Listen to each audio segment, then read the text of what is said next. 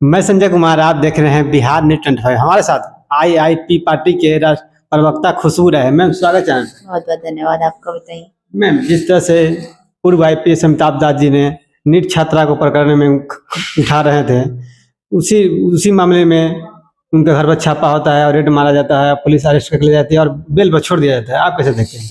देखिए, मैंने पहले भी कहा था कि जो एनडीए की सरकार है, जो बिहार से लेकर केंद्र तक में है, इस सरकार में यही हो रहा है। यहाँ पे बलात्कारियों को पेरोल दिया जाता है, बलात्कारियों को बेल दिया जाता है, बलात्कारियों को रिहा किया जाता है, जमानत उनकी खारिज की जाती है, और जो भी सवाल उठाते हैं, सत्ता से सवाल करते हैं, उनको जेल में भेजा जाता है। ये अमिताभ दास कोई पहले उदाहरण नहीं है। आपको पता होगा कि देश लेवल पर जब आप जाएंगे तो सोनम वांगचुक, जो कि कई सारे राष्ट्रीय अवार्ड से सम्मानित हमारे देश के एक प्रतिष्ठित साइंटिस्ट थे, उनको आज जेल में भेजा गया है। वैसे ही एक मुस्लिम नौजवान है जो सवाल कर रहा था, वो भी आज जेल में है। पप्पू यादव का ले लीजिए, सांसद हैं जो पूर्णिया से निर्दलीय है, वो भी जब नीट मामले पर बोलना शुरू किए तो उनके ऊपर भी बेफिजूल का, आप समझिए कि 35 साल 32 साल पुराना मामला, मतलब इतने दिन से बिहार पुलिस सो रही थी, इसको याद है, अच्छा 35 साल पुराना कोई मामला भी है, उसको निकालो। जब बोलना शुरू किए नीट पे, तब उससे पहले तक बिहार पुलिस सो रही थी। तो जो भी यहाँ पे सरकार से सवाल करता है, ये सरकार अपराधियों को पकड़ने की हैसियत इनकी है नहीं। अमरेठा चौधरी जी जो है, जो उप मुख्यमंत्री है, जो गृह मंत्रालय का कमान संभाले हैं, उनके बस का बात नहीं है गृह मंत्रालय संभाल पाना। ये साफ जाहिर हो रहा है। ये अपनी नाकामी छुपाने के लिए, ये सरकार और ये मौजूदा प्रशासन अपना निकम्मापन छुपाने के लिए उन लोगों पर कार्रवाई करता है जो सवाल करते हैं। उनको डर होता है वैसे लोगों से कि ये लोग जब सवाल करेंगे तो जनता जागरूक होगी, और जनता जब जागरूक होगी तो हमारी ओर सवाल भरी निगाहों से देखेगी, पूरा बिहार हम पे थूकेगा। तो ये लोग करते क्या है ना, कि जो भी सवाल करता है उसके ऊपर एफआईआर कर देते हैं, उसको अरेस्ट कर लेते हैं। अब उन्होंने, जब अमिताभ दास का अगर सवाल था कि माननीय मुख्यमंत्री के बेटे निशांत कुमार का हाथ है इसमें, तो अगर आप सही हैं तो आप साबित करिए।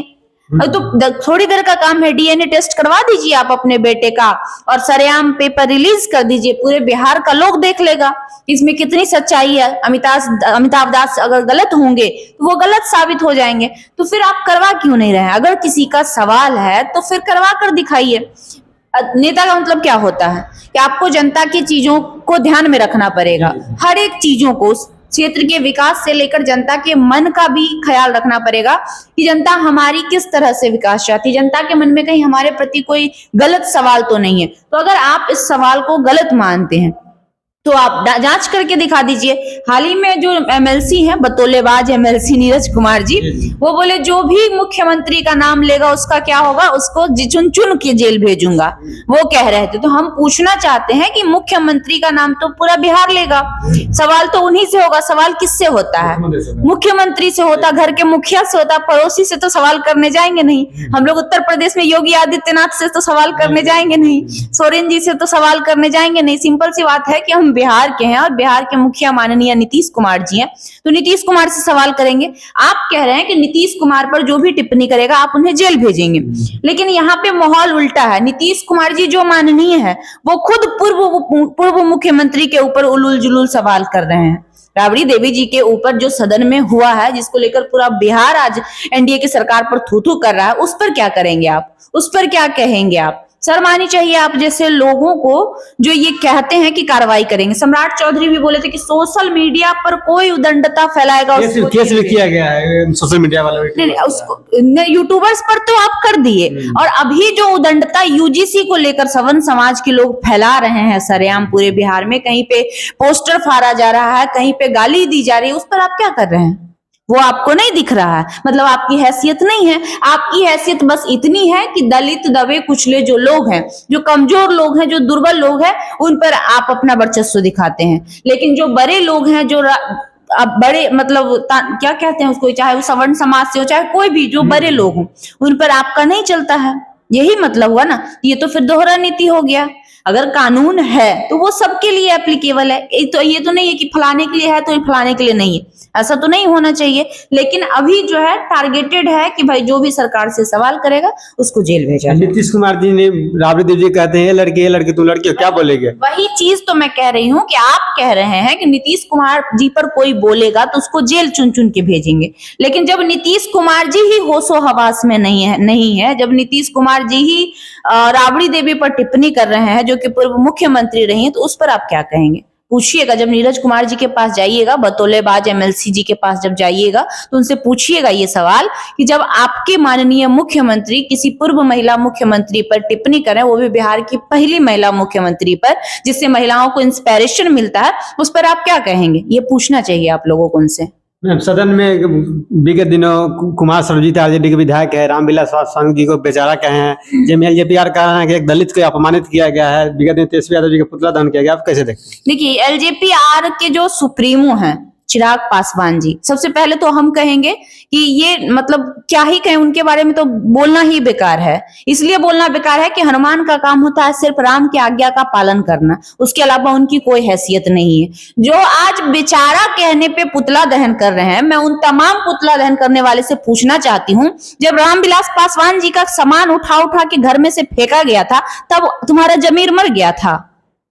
जब रामविलास पासवान जी का मूर्ति तोड़ा गया था, याद है ना आपको? घर से सामान फोटो तक उठा उठा कर फेंका गया था दिल्ली के आवाज से, तब कहां थे तुम लोग? तब शर्म नहीं आया था तुम लोगों? तब जमीर नहीं जागा था?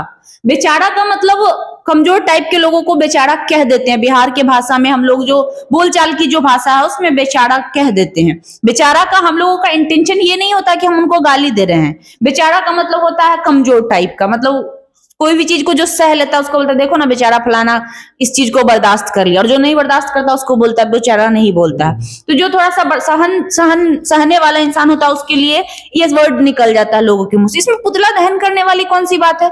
इतना ही पुतला दहन करने का शौक है उन सब तमाम कायर लोगों को, तो मैं पूछना चाहती हूँ कि जब रामविलास पासवान जी का सरेआम इंसल्ट किया गया, सरेआम स्वर्गीय रामविलास पासवान जी का सामान उठा उठा के घर से फेंका गया, तब तुम्हारा जमीर मर गया था? अरे कायरों, क्या साबित करना चाहते हो तुम पुतला दहन करके? ये कायर लोग हैं और ये अपनी कायरता की पहचान दे रहे हैं और कुछ नहीं। दलित को अपमानित किया गया। अपमानित क्या किया गया हम पूछना चाहते हैं। बेचारा का मतलब मैंने बताया ना कि ये बिहार की बोलचाल की आम भाषा है। अगर कुछ हो रहा है, कोई कमजोर पड़ जा रहा है तो हम लोग के मुंह से निकल रहा है देखो ना बेचारा को, ये मुंह से निकल जाता है। ये एक शब्द है जिसको हम लोग लाइटली लेते हैं, हम लोग इंटेंशनली नहीं लेते हैं। कहीं पे दो पक्ष में लड़ाई हो रही है, एक पक्ष मार खा गया अगर गलती से, तो हम लोग हाँ देखो ना बेचारा को मार दिया। तो बेचारा का मतलब जो कमजोर पक्ष होता है उसको बेचारा कहते हैं। इसमें गाली कौन सी हुई हमें नहीं समझ में आ रहा है, अपमान कौन सा हुआ? रामविलास पासवान जी का अगर सबसे ज्यादा सम्मान कोई करता है वो भी आरजेडी है। वो तो हर हमेशा कहता है कि हमारे लिए रामविलास पासवान जी पूजनीय थे, हैं और रहेंगे। हाँ, उसका बेटा भले नालायक हो सकता है, लेकिन रामविलास पासवान जी के बारे में ये लोग ना ही बोले तो अच्छा है। रामविलास पासवान जी 18 कट्ठा में कलावा 14 धूर में टिक्का करके नहीं घूमते थे। रामविलास पासवान जी वो थे जो सदन में दहाड़ते थे और सवाल करते थे सरकार से, अंधविश्वास पर बोलते थे, आडंबर पर बोलते थे, पाखंडवाद पर बोलते थे। इनकी हैसियत है, जो चिराग पासवान जी है इनकी हैसियत है उस पर बोलने की। मैं तो चुनौती देती हूँ चिराग पासवान जी को कि अगर आपकी हैसियत है तो आप अपने पिताजी का 10% बोलकर दिखाइए। जैसे आपके पिताजी ललकारते थे, आप 10% बोल के दिखाइए, मैं मान लूंगी कि आप वाकई रामविलास पासवान जी के बेटे। हमें तो कभी कभी डाउट होता है कि ये वाकई रामविलास पासवान जी के बेटे हैं भी या नहीं है। किनका है? चिराग पासवान जी। अब है, अब किनके ये मुझे नहीं पता, लेकिन रामविलास पासवान जी वाला एक भी गुण इनमें नहीं है। कहा जाता है कि बाप का लक्षण बेटा में दिखता है, लेकिन इनमें एक भी लक्षण रामविलास पासवान जी वाला नहीं है।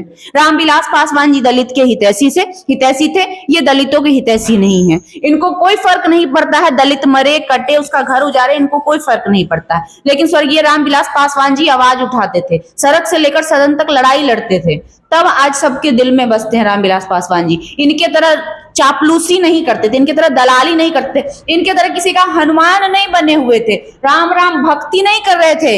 एक संसदीय पद के लिए, एक मंत्री पद के लिए किसी की चाटुकारिता नहीं करते थे जैसे ये कर रहे हैं।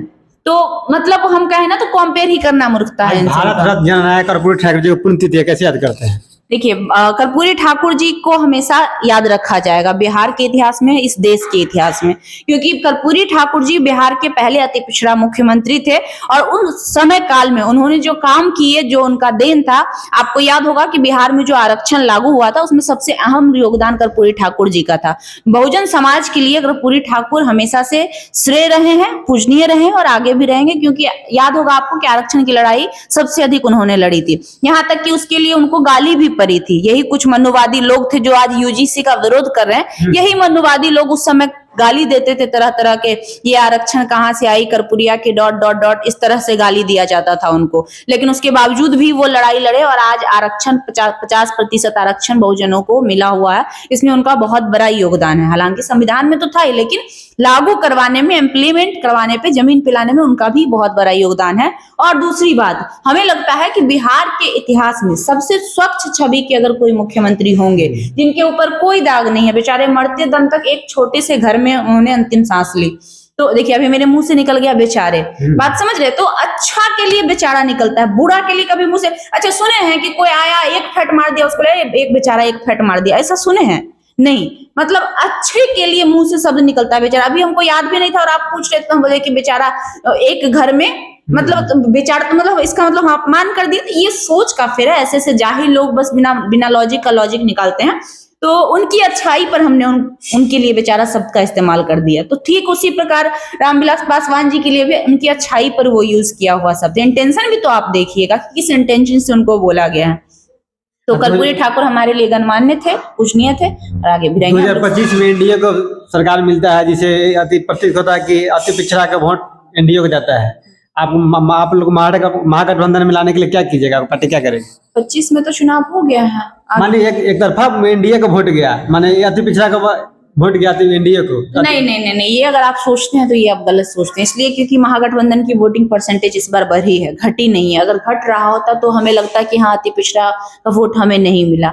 अति पिछड़ा का हमें वोट मिला है, कुशवाहा समाज से भी लोग जीते हैं, अन्य समाज से भी लोग जीते हैं, बहुत सारे लोग हैं, भले कम है हमारी संख्या लेकिन हम कमजोर नहीं है। कमजोर समझने की भूल एनडीए वाले ना ही करे तो बेहतर है। तो वोट हमें मिला है, बेशक हमें वोट मिला। अब भाई मशीन तंत्र से जो लोग जीते हैं उसका क्या ही कहना, उनको वोट मिला ये हम कैसे दावे के साथ कह सकते हैं? लोग तो आज भी हमारे साथ हैं, पब्लिक। बस इतना ही। ये हमारे साथ है आईआईपी पार्टी के प्रवक्ता खुशबू राय जी के सुने थे। वीडियो कैसा लगा अपना कमेंट कीजिए और वीडियो को लाइक और सब्सक्राइब करना भूलें। धन्यवाद।